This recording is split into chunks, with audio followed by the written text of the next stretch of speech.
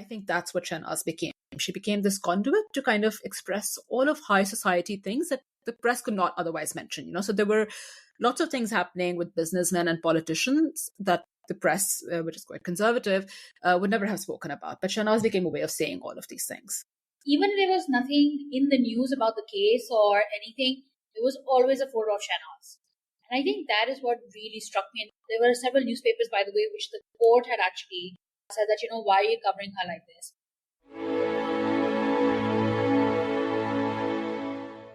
Hi, everyone.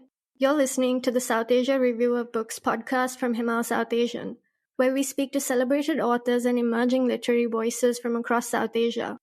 I'm your host, Shwetha Srikanthan, Associate Editor at Himal Southasian, coming to you from Colombo.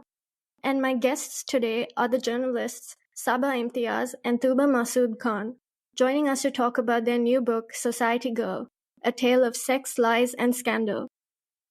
A quick reminder before we get started. Here at Himal, we rely on our listeners paying support to make conversations like this possible. If you find our spotlight on South Asian literature valuable, we hope you will join them and help keep Southasia Review of Books free for all by becoming a patron today. On one October morning in 1970, phones began ringing all over Karachi. The established poet and former civil servant Mustafa Zaidi had been found dead in his bedroom. He wasn't alone. Shahnaz Gul, a beautiful married socialite in her late 20s, who was Zaidi's muse and lover, was lying unconscious in the next room. What seemed like an apparent suicide turned into a scandal, ensnaring Shahnaz and threatening to expose Karachi high society. The story grew to include obsession, revenge porn, the involvement of influential politicians and businessmen, smuggling, and espionage, becoming a fixture on the front pages of newspapers even as the subcontinent was going through a major political upheaval. But two autopsies, a series of investigations, and a trial later, no one was able to answer what exactly happened. Over 50 years later, authors Saba Imtiaz and Tooba Masood-Khan explore this question in their podcast, Notes on a Scandal, and in their new book, Society Girl. Their retelling of and years-long investigation into this story led to a far more complex tale. It is ultimately not about Mustafa and Shahnaz, but about the forces that existed during that time, the press, the elitist social structures, and the power dynamics in Pakistan, all just as potent today. Saba and Tooba, welcome to the Southasia Review of Books podcast, and thank you so much for joining us to talk about this fascinating new book. Thank you. Thank you for having us. This story has it all. The mysterious death of a tortured poet, a rumored suicide pact, a murder trial, ruthless media coverage, and revenge porn. 50 years later, the case continues to be a topic of intrigue. So, to start us off, tell us about your investigation into the death of Mustafa Zaidi. How you first came across the case individually to discovering your mutual interest in the story in 2019, and also the book's beginnings as Pakistan's first true crime podcast. Sure. So I think Tooba and I came to the story very differently. My origin story was that I was really bored at work. And I was very fascinated with archives, and I was going through digitized archives that were available on Google News at the time. And I came across this story from the AP about this case. And it was kind of, I think the trial hadn't started, but the investigation had. And I'd never heard of this case before. And it was, written sort of for a foreign audience, right? So it was very sensationalist. And yeah, I'd never heard of it. I was extremely fascinated. And we had a colleague who was quite senior at the time. And I asked him, and he, sort of immediately said, oh, of course, it's such a great case. And also Shahnaz was the most beautiful woman he had ever seen. And so, yeah, I was very intrigued. But, of course, when you're a full-time journalist working at a newspaper, you don't really have time to think about or explore the stuff in more detail. And so I had it mentally filed away at the back of my head that one day I'll sort of write about it or think about it in great detail. And fast forward many years later. And so Tooba and I used to be colleagues actually at the same newspaper. But sort of in 2019, I was doing some research at Dawn, which is a big Pakistani newspaper where Tooba was working then. And we met in the library while I was going through old newspapers. And I'll let Tooba tell the rest of the story. So basically, I had come across the story in 2015 when my father passed away. A friend of his told me that my father really liked his poetry and like there were a lot of similarities in the case. So obviously, I was very intrigued. So I started looking it up and I was reading things and I was just like, this is a really fascinating case, and I was hooked from like the first story I came across. And then 2019, Saba and I met, and it was like, so if you ever want to work on a story together, let's do this. And that's how it started. Yeah, so Tooba suggested, and I was like, but I've been thinking about this for 10 years. And so, well, not 10 years at this point. I mean, I had been thinking about it for a few years. And so we thought we would just start. And we had really no kind of clear plan of what we were going to do. It was just like, oh, let's just start doing interviews and meeting people and reading up. And like just going through the archives and seeing what we can find and like try to build a timeline. It just started from there. So, yeah, I don't even think we were very planned in like how we were going to interview people. It was just very much like, maybe we can call this person. It was very haphazard. Yeah, that's how it began. And how far into starting the podcast did you know that the book was going to be published? So I think it was a bit of a roundabout way of how we started this, because our whole idea was, it was a bit haphazard and we didn't really know what we were doing in the beginning. So we initially thought we were going to write a long magazine piece. It's very much like we're going to write a 10,000 word long form piece. And then it became, well, maybe we'll just do a book because we had a lot of material. And actually quite early on, Tooba suggested we should do a podcast. And I said no, because it wasn't going to be storytelling, right? We weren't going to do it in real time. And anyway, so we had a lot of material and we thought this would be really interesting to introduce like this story in a podcast. And, we had never done that format before. I've done a little bit of radio, but never sort of this kind of format. And yeah, so it was like, well, let's just build an audience. And so I don't know that whether during the podcast, we knew we were writing a book, but definitely a lot of stuff came out. And we kind of had decided, maybe even before the podcast, that this was going to be a book. This was just a way of us introducing the story and kind of trying to build an audience, because this is very sort of untested, right? True crime that's set 50 plus years ago. It's a difficult story to introduce to an audience that obviously is also quite young. There is an audience for Mustafa, but there's also a younger sort of crowd. And yeah, so that's kind of how we did it. But I have to say, like, it was really useful because a lot of stuff came up during the podcast production that really ended up being in the book. So if we hadn't done that, we would have never come to the book itself. Yeah. Plus, like, I think for us, it was also very important to tell the story. And because I think we also wanted to experiment and like, we really just wanted to tell the story, right, at this point. So the podcast was actually a great way to tell what we had found. And because of our own chemistry, like, because we get along so well and everything, and we were so invested in this podcast, that was a great way to share that with people. Absolutely, and that really comes through in the episodes as well. And in the book, you write about how people would say that the way the press covered the story was so scandalous that newspapers were barred from their homes. Tell us about the role of the Pakistani press in creating a sense of hysteria around Shahnaz in particular, how gossip and conjecture, including claims of international smuggling, had largely replaced the facts to turn the case into a scandal.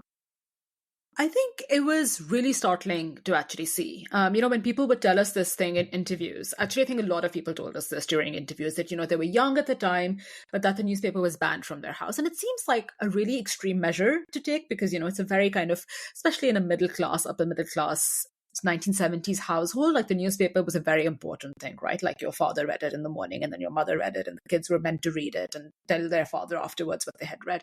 And so for the newspaper to be outrightly banned from delivery seems so outlandish that I honestly didn't think, I thought people were, sort of being quite dramatic about this until we actually started reading the headlines. And I think the first sort of big round of archiving we did, sort of midway through, I think I actually like almost had to put it down because it was repulsive to see how many times her image had been repeated.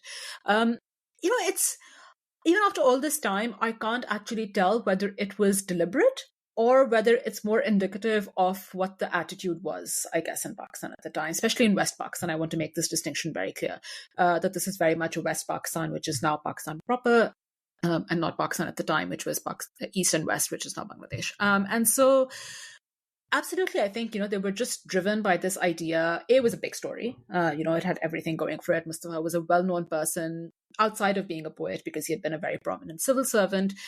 So there was this interest, and they had a very ready-made villain. This woman who they could show had been sort of the root cause of every evil in society. And so, there's an expression, I don't know this, I don't really think there's an English version of it, but there is an Urdu where you kind of, you fire a gun on somebody else's shoulder. And I think that's what Shahnaz became. She became this conduit to kind of express all of high society things that the press could not otherwise mention. So there were lots of things happening with businessmen and politicians that the press, which is quite conservative, would never have spoken about. But Shahnaz became a way of saying all of these things. And so I think there's a little bit of sort of glee and satisfaction that they took in this, in sort of, showing the downfall of high society somehow. And also Shahnaz is like an interesting enough villain because she wasn't powerful in her own right for the press to push back against it. So she didn't have any kind of social or economic status to be able to, for the press to stay away. Yeah, I mean, I agree with what Saba says, because when we started actually going through newspapers, even if there was nothing in the news about the case or anything, there was always a photo of Shahnaz.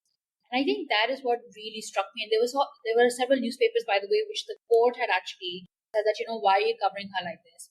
But they just could not stop. Shahnaz was kind of like a gift that kept giving to these people, because they had to fill up space as well, right? And they had to distract everyone with what was going on in the country. So yeah, it was horrific actually. You've flagged an important aspect of what was missing from West Pakistan's narrative at the time.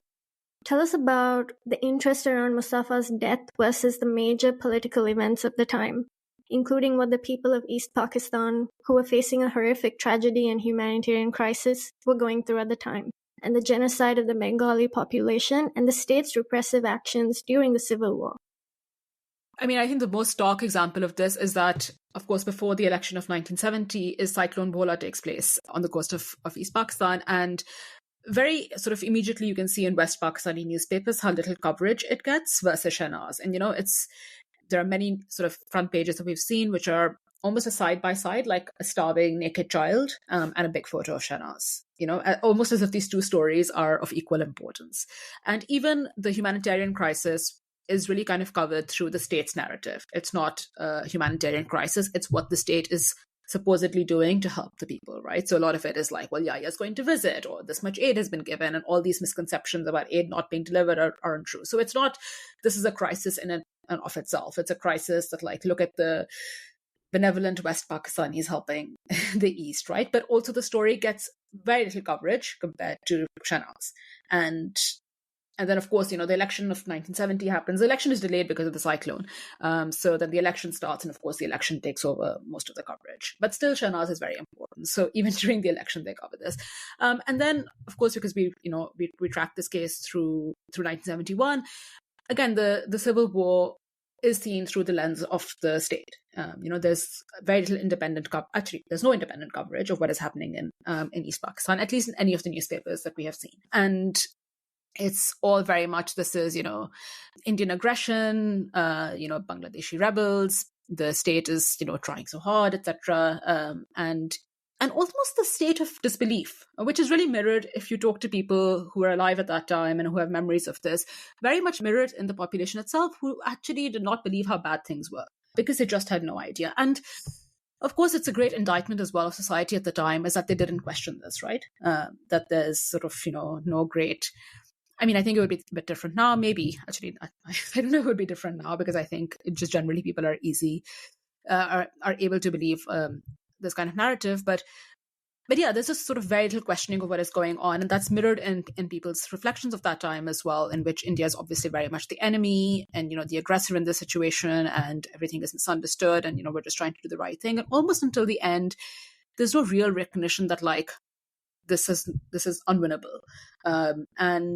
And it affects every level of society. I think one thing I was really struck by is that, bombs fell in, like, one of the most upscale parts of Karachi as well, including in, like, the home of a socialite during the 71 war. But yeah, it's just, and that's sort of in the book as well, and mirrored in societies, that people up until the end didn't understand what was going on because there was just no access to anything outside.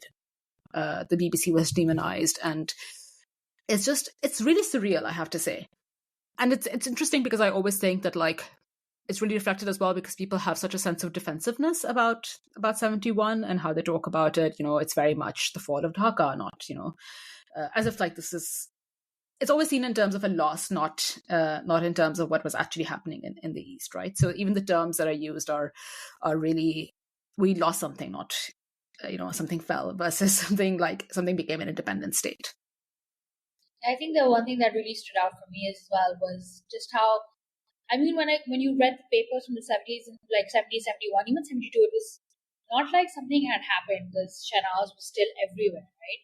It was just like, am I not reading properly? Like, am I looking at a wrong newspaper? Because you would expect that there would be coverage from these things that have happened, but it was barely any. And even if it was, it wasn't that great.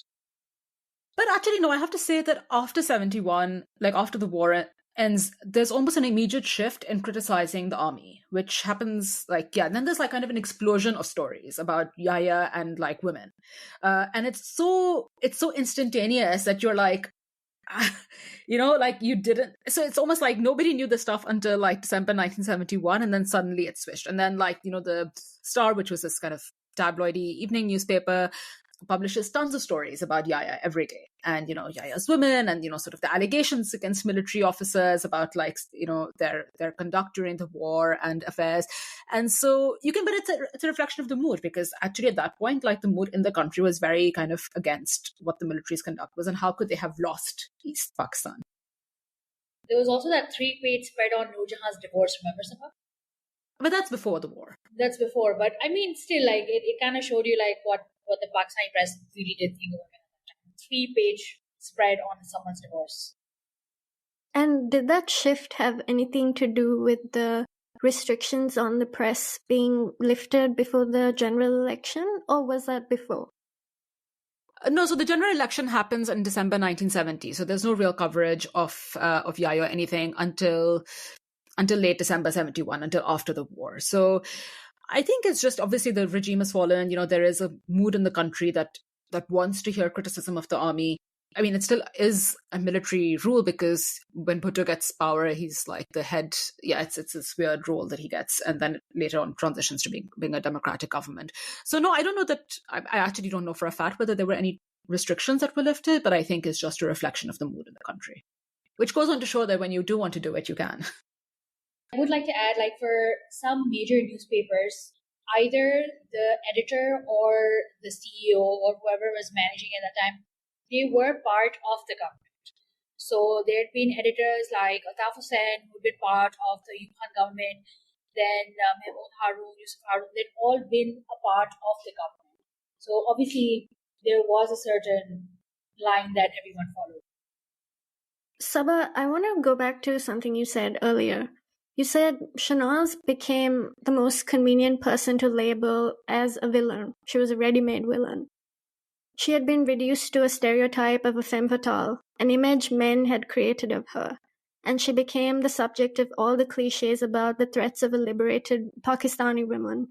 So, for a woman who had occupied so much of the Pakistani imagination for decades, when she passed away in the early 2000s, there were no obituaries written. Tell us about the mystique that surrounded Shahnaz, the misogyny and the sexual objectification of her by society. How much of this was the result of the elitist social structures and power dynamics of Pakistan in the 1970s? And tell us about how you've gone beyond these labels in the book. I think technically, if you think about it, Shahnaz is not particularly any different than any other sort of young socialite out in society at that time. If anything, by any standards, quite tame compared to other women who were having much more public affairs. On the surface of it, actually, Shahnaz is having an affair with a nobody. And it's very much reflected because a lot of socialites who were kind of much more highly placed in society didn't even know Shahnaz was having an affair. This is how low Shahnaz registers on their scale, and how much even lower Mustafa registers on their scale. So I think the mystique around Shahnaz, and the fact that all these men, all these years later, the first thing they have to say is that Shahnaz is the most beautiful woman they've seen, has to do with this, that Shahnaz was a beautiful woman, but also that it was public knowledge that Shahnaz had an affair and had sex outside of marriage. And I think that's what added to the mystique. It's the fact that this was public knowledge. And, so it then became this, there's no other way for men to look at her other than being a sex symbol. other than being this like figure who Mustafa alludes to in his poetry and, sort of alludes to about their sex life. It's sort of, there's no way to kind of read between the lines there. It's very blatant. And so that's it, I think, it's not just she's beautiful. It's like, oh, she's a woman who's had sex and who's like life I kind of know about, or whose, sort of appeal in bed I now know of through this poetry. And so, yes, there's this femme fatale, woman who kind of, could capture the heart of this poet. I think is very much a male-driven thing. In as much as men like to criticize her as well, sort of making up all sorts of stories about her and allegations and things that are ludicrous. They don't stand up to any scrutiny. If you actually like try to fact check them, they make no sense whatsoever. And I think that's what we've tried to do in the book, is to show the things that men have said or did say at the time, and to show how they, if you just apply the most basic fact check to them, they don't work. And I think that's an important exercise to have done, without saying that we're on one side or the other, is to just show that these labels or these stereotypes or these allegations didn't hold water. I'm just thinking about all the things we'd heard about Shahnaz, and to date, my favorite one was she was an air hostess. It took Saba and me some time to figure out that was a negative thing. But it was really insane. Like, I think when we went to interview some people, like the kind of stuff that they were saying, and it just didn't add up, right? And so initially when we started researching, I think I approached it with a very set thing that, okay, Mustafa was done wrong.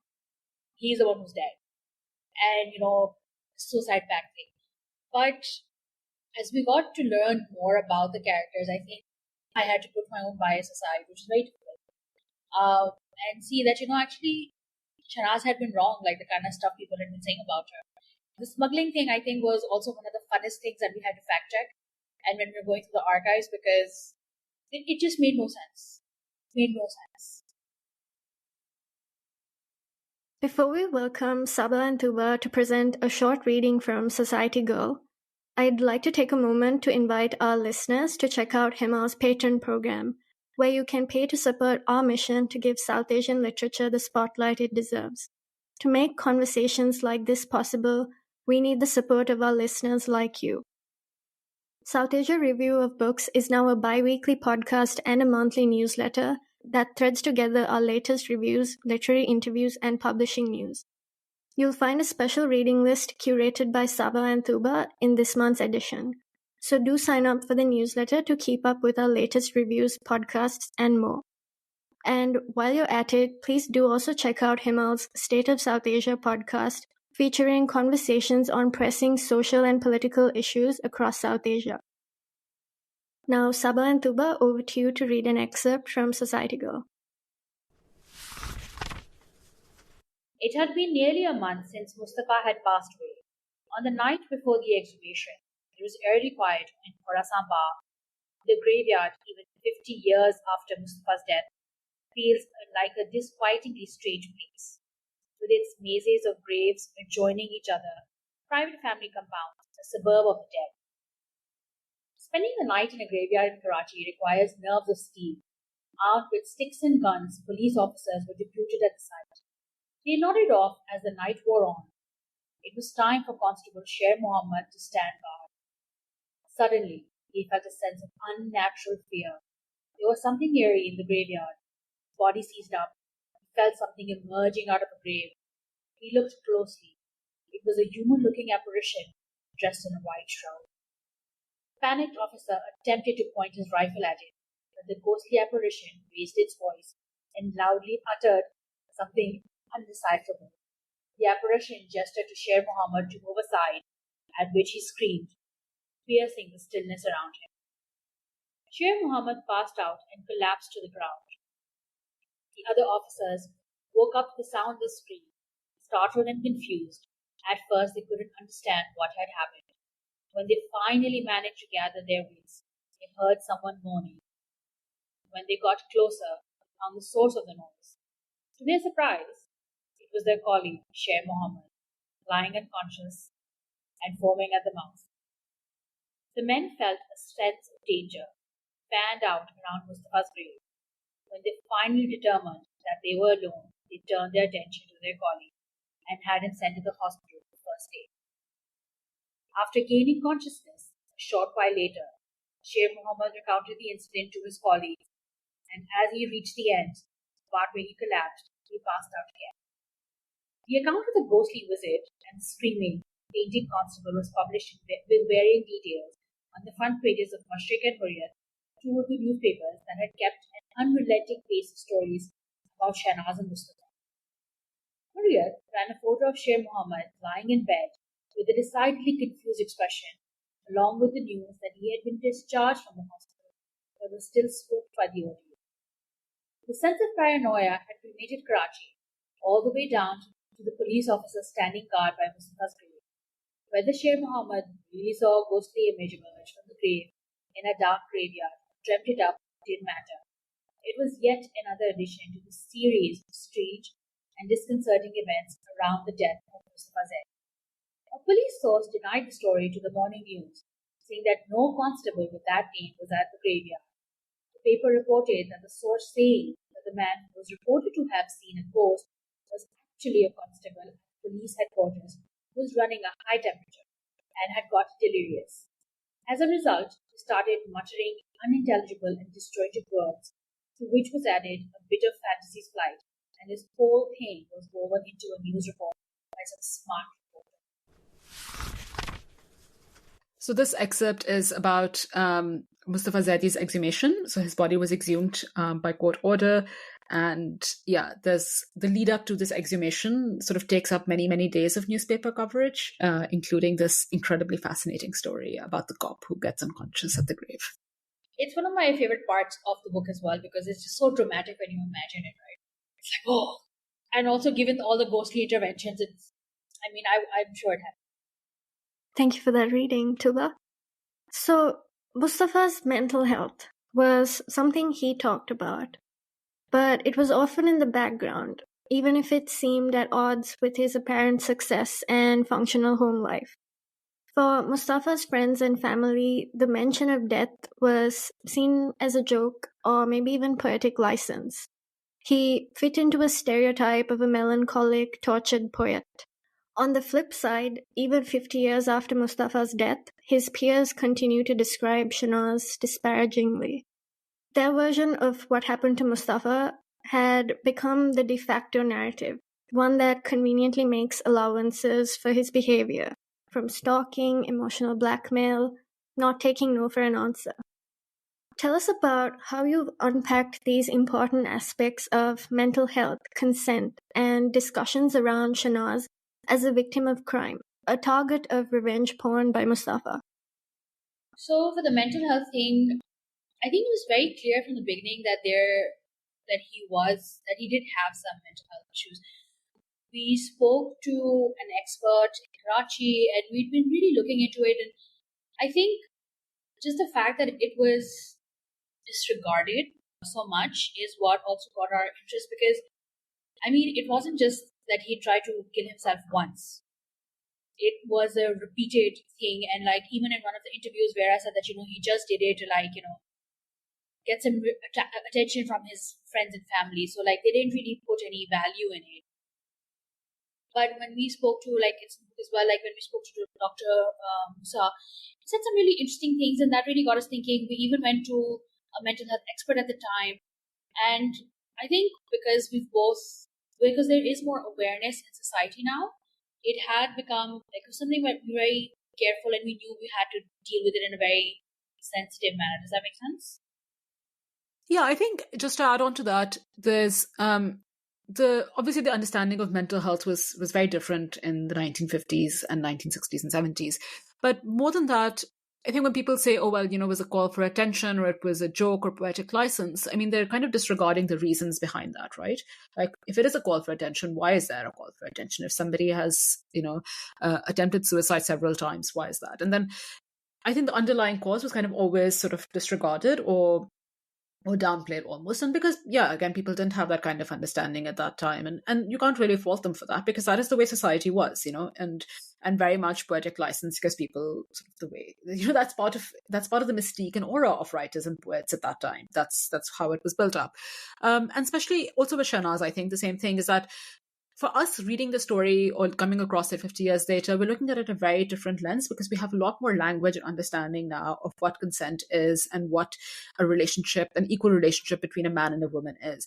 And because of, this idea of poetic license or, men are allowed to behave badly in their personal lives, but they can be, sort of great poets or whatever. And so, one sort of side is disregarded because, as if it somehow justifies the other. And I think just like, for example, the language of revenge porn did not exist at the time. So when you look at the stories about Shahnaz, none of them say that this is a crime, what happened to her.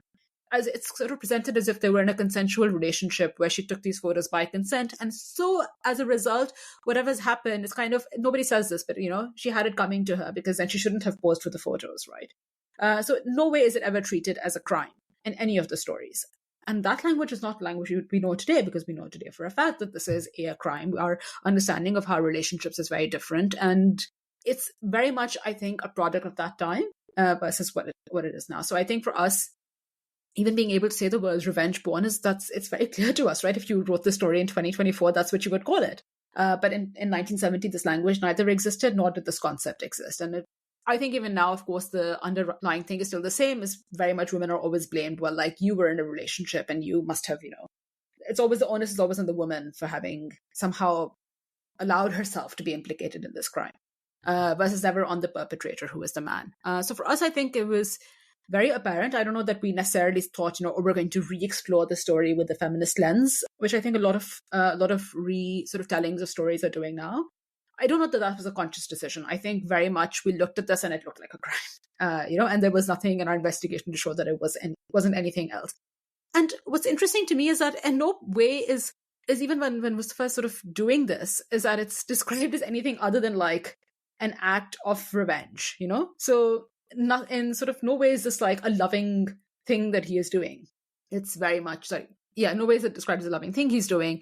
And so I think just the fact that we have labels and understanding of this. Yeah. So it's, for us, I think it was very important to be able to contextualize all of this.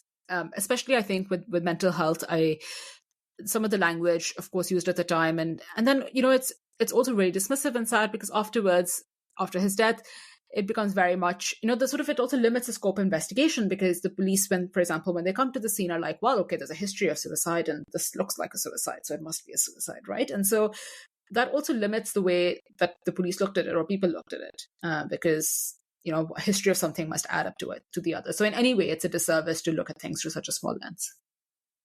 I'd also just like to add one thing for the Shahnaz thing. So with the whole revenge porn thing, I think also the line that he'd used with the pamphlets, like, Karachi's pristine keeler, it was, he wasn't saying it in a nice way, right?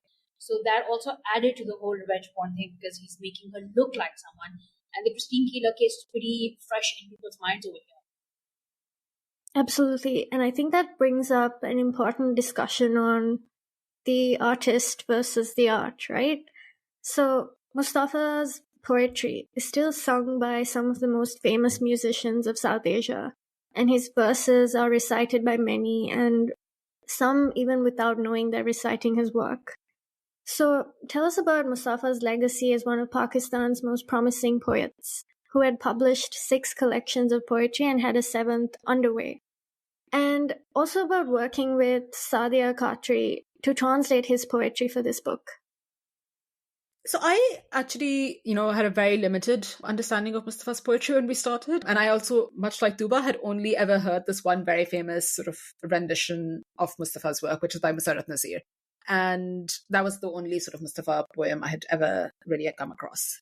And so now, obviously, having spent the last so many years reading through his work, yes, I absolutely can understand how shocking it must have been to Pakistan's literary community at that point to lose such a promising poet, because some of his work, not just the Shahnaz poems, I think some of his work is incredibly powerful and strong. And there's a lot of really kind of plain anguish at his role, both the sort of the art versus the artist thing, but also his role as an artist versus his role as a functionary of the state, of a fairly repressive state, right?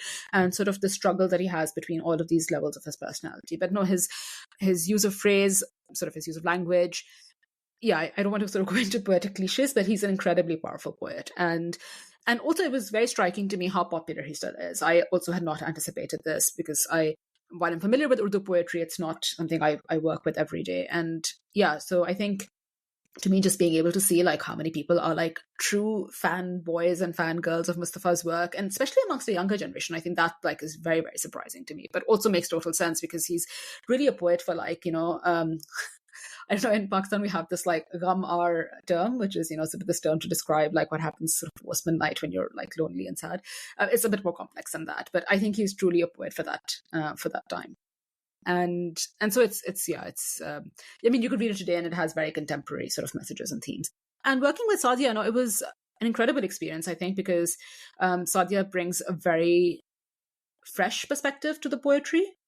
To me, what's also really interesting is that Mustafa himself was, had studied English literature and not Urdu literature. And so to me, it was interesting to work with somebody who could come to this without any kind of preconceived notions of what the work was supposed to be. And yeah, I did also not want like a very word by word translation or something. I think if we're choosing to do this story with not a younger lens, but like with a fresh lens and looking at all of this through a new perspective, it made sense that the poetry was also looked at through a new perspective. And I think purists will have opinions, but I personally think that Sadia's translations have been incredible.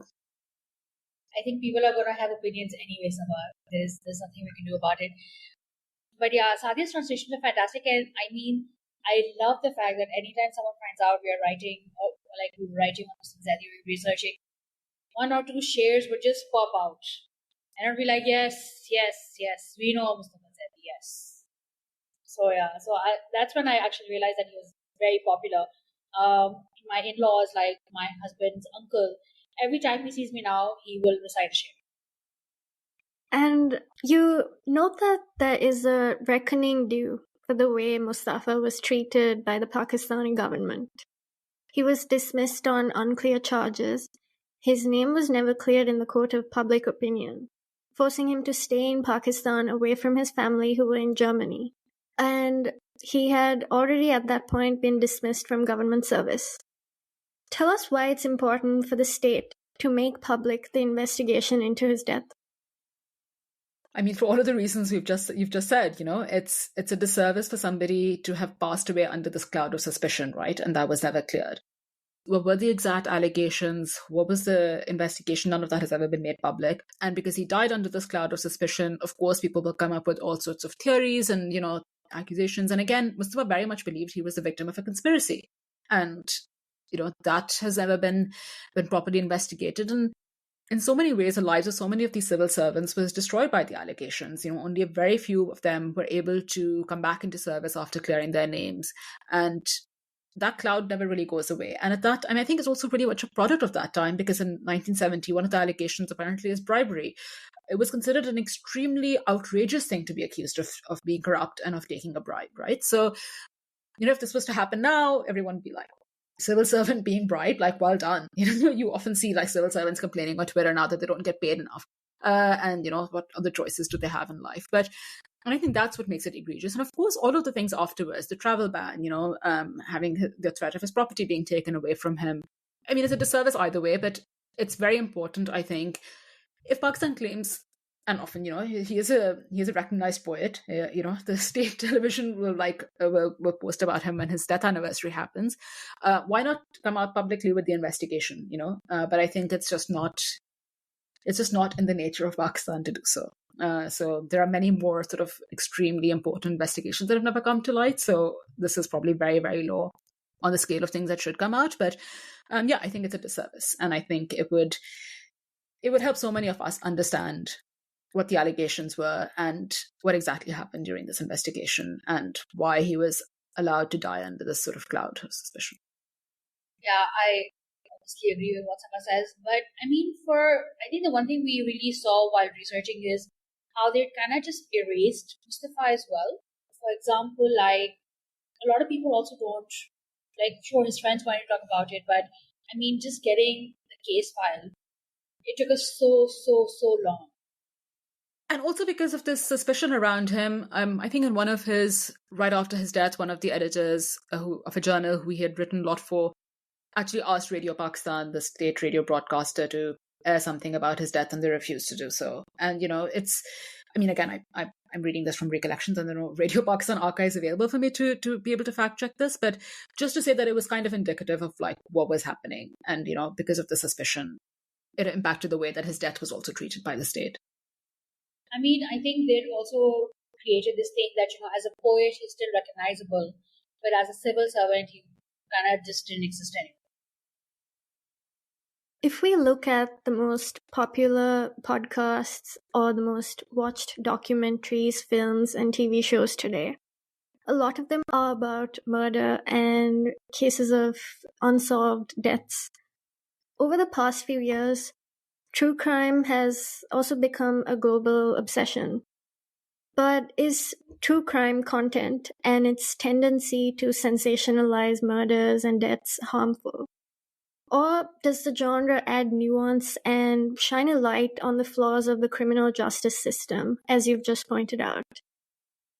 I mean, I think it depends on how you're doing it, right? Like 100%, a lot of this is sensationalized and badly told. And there are so many countless examples now of that's why it's become a cliche in and of itself, right? Like a lot of true crime content. But I think also it does, for me at least, or I would say that the story allowed us to explore a part of history that placing all of these things into context and to look at everything else that was happening in the subcontinent at the time this case was going on. And I think that's not just, the importance of true crime, but any good story should be able to tell you more about a place, right? More about society, more about social structures. That I think is kind of global or universal in a good story.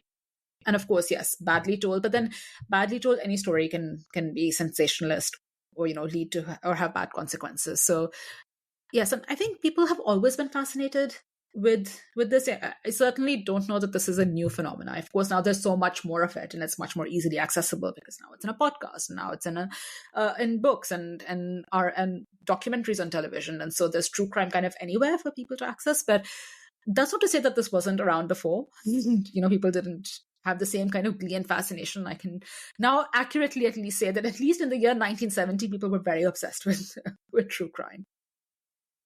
As a true crime obsessive person, I love true crime.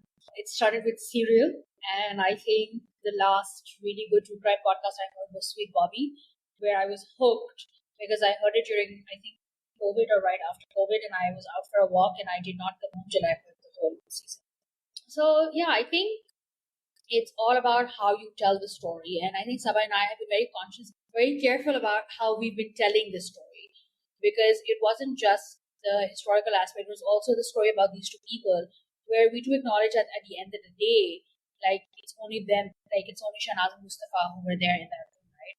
So yeah, I think it really depends on how you tell the story and how you treat it.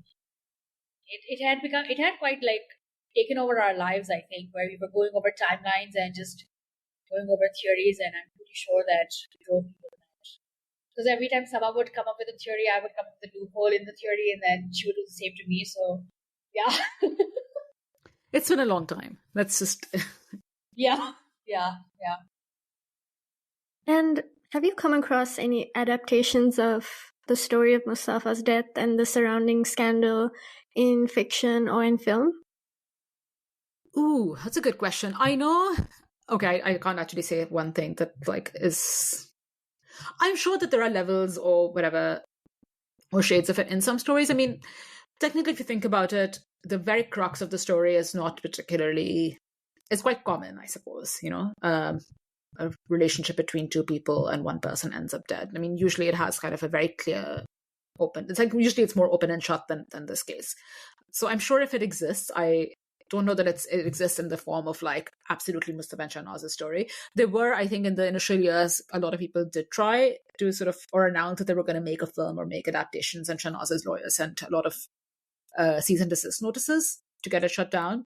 But I don't think anything then came out in those years. So yeah, and of course, there's also this idea that like, oh no, we don't want to touch this; it's too scandalous. But no, I'm not aware that there is a factual or faithful adaptation of Mustafa's life in that way. And I actually also wanted to ask you about the significance of the title Society Girl.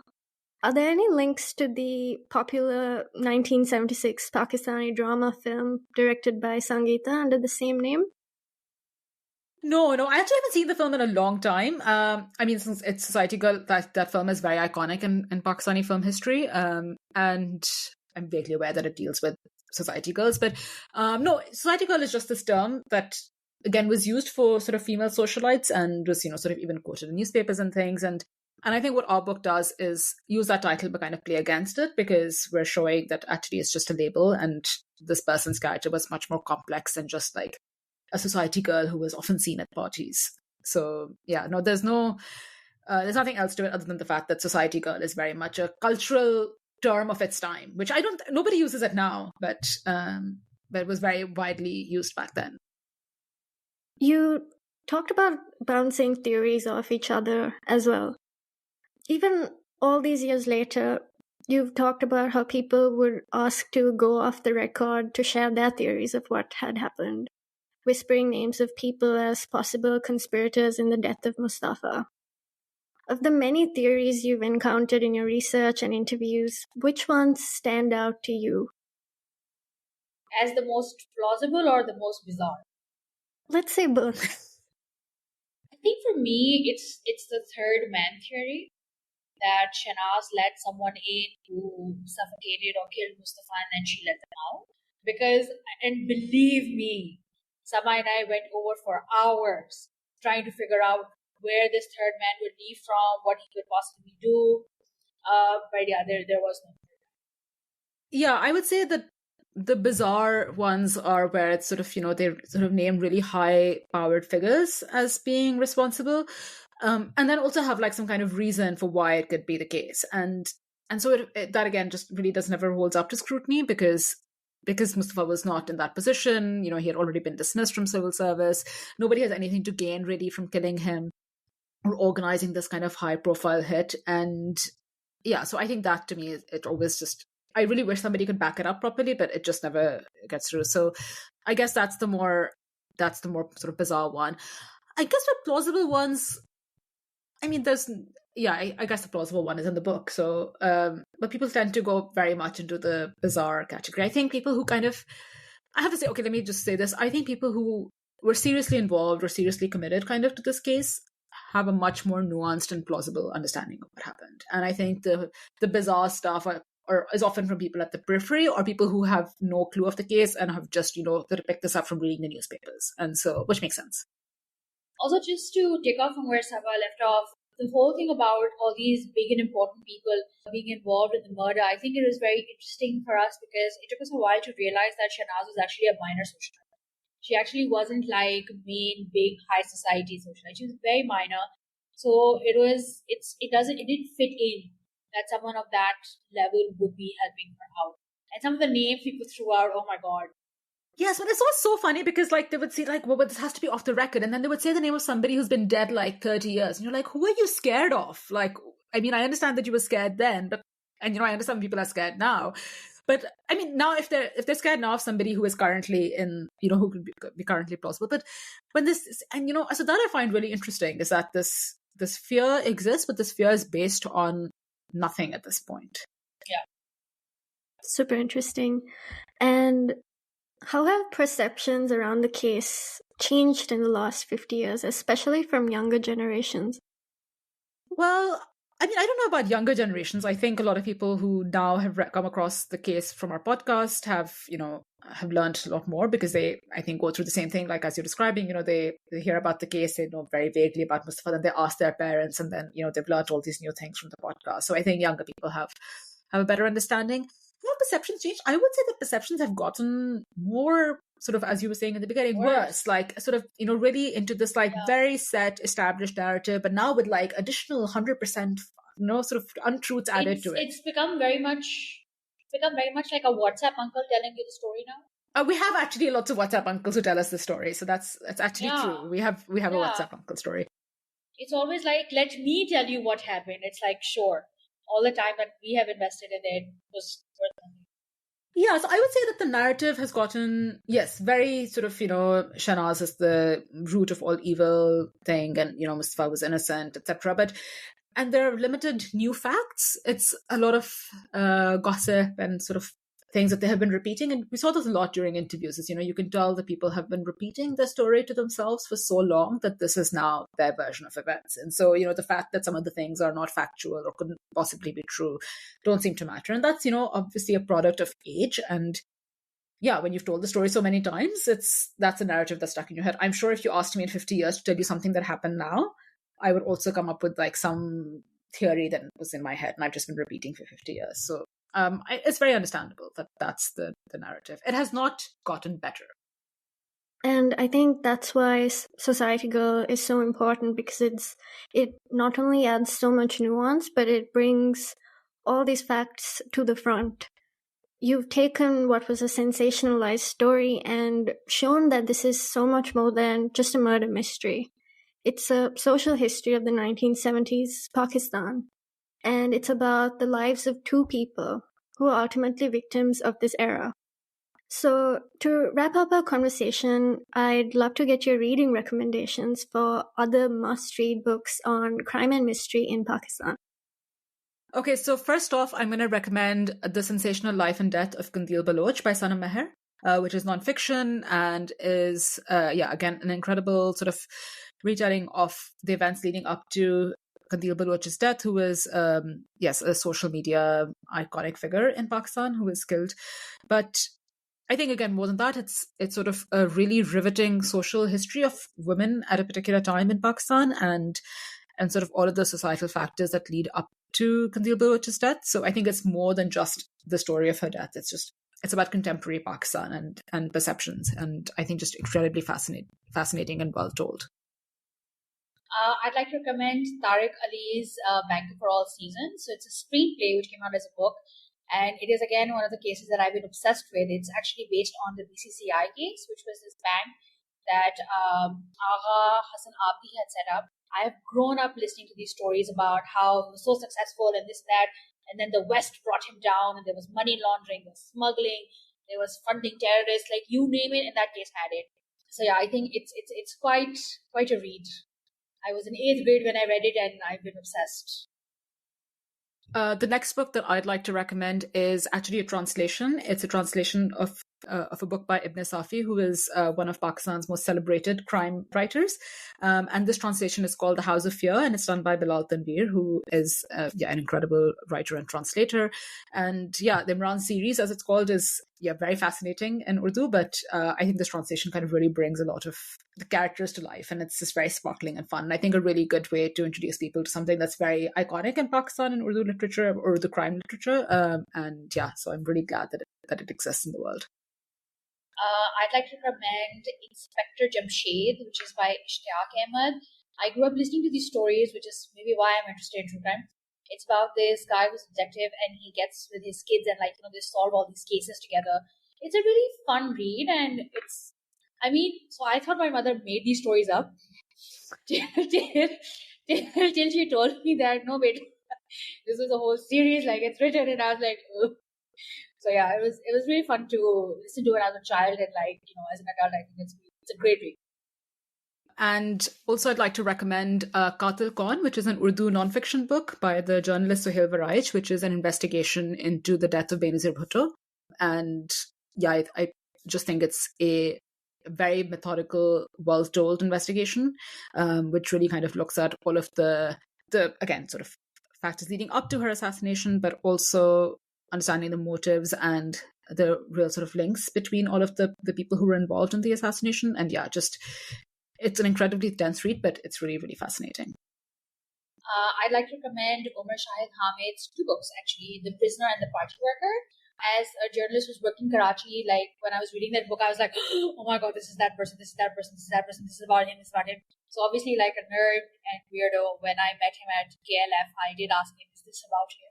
He did not respond, but that's okay. But they're both really fascinating reads, and if someone who hasn't been to Karachi, hasn't lived here, hasn't worked here, it gives you a great insight into the city. So you get to learn a lot. It's just, he tells very good crime stories. Let's just say this. He's just, he tells really good, very addictive crime stories about Pakistan. Thank you for those excellent recommendations. I will absolutely be picking up every single one of those books. And I would also ask our listeners to check out, and I'm giving a shout out to Saba's own book, Karachi, You're Killing Me. It's a comedy crime thriller novel from 2014, so definitely check that out as well. And Saba and Tooba, thank you for the wonderful conversation and for taking the time to speak with us today. It was a pleasure to have you on the podcast, and many congratulations again on your fascinating new book. Thank you, and thank you for having us. Yeah, and thank you for being so thoughtful and for engaging with all of the themes. It's, we're very excited to have this book out, and we hope everyone else gets to think about this in the same way too.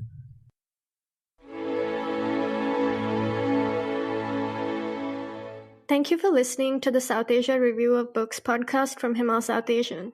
This episode was edited by Ritika Chauhan. If you like this episode, please share widely, rate, review, subscribe, and download the show on your favorite podcast apps.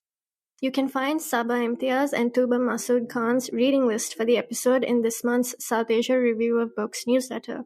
You can find the links to subscribe and listen to previous episodes on our website at himalmag.com. What we do and what we love doing at Himal is really looking at South Asian literature like no other. And that gives us a very unique community, viewpoint, and the privilege of making conversations like this possible. So if you'd like to help us out, please do become paying Himal patrons. We have a great program with lots of perks, including Himal's Right Side Up map, and we'll welcome you to a fantastic Southasia Review of Books community. Thanks again, and until next time.